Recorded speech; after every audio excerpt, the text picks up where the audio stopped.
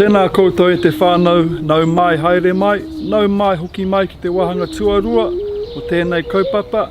Welcome back to the second video that we're making on planting kumara out in your garden.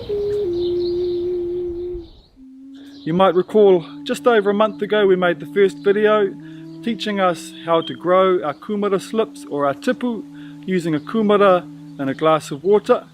We're now going to break those kumara slips off now that they're 10 to 15 centimetres in length, and we're going to plant those out into our garden.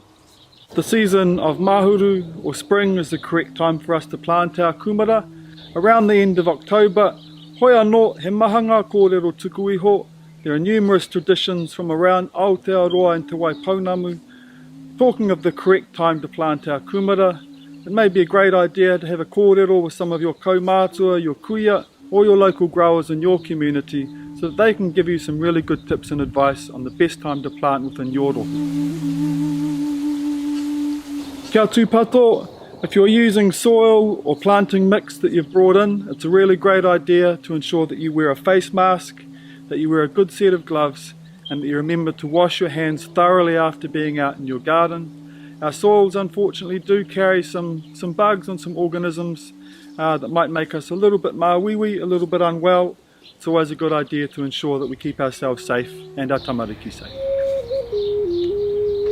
We're going to dig a small hole about 10 centimetres deep. When we've dug our hole, just before we plant, it's a good idea to put a little bit of water, a little bit of wai Māori into the hole to soak it a wee bit so that it's a nice place to put the roots of our kumara so that they settle in really well. And we're going to plant our kumara slips, our tipu, in an L shape, heading northward or closest toward the sun, so that your kumara can grow nice and healthy and make the most of the warmth and the sunlight in your backyard, and to stop our kumara from burrowing deep down into the earth. If you have more than one tipu, it's a good idea to plant them around 40 centimetres apart from each other to give them all a really good space to grow. It's important to remember to give our mara lots of water, to regularly weed our garden.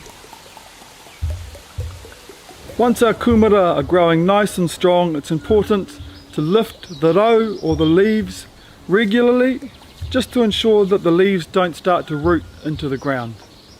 That will make sure that the plant puts all of its energy into growing big strong kumara and not just more leaves. In 100 to 120 days from now, you're going to have beautiful, healthy, strong, delicious kumara.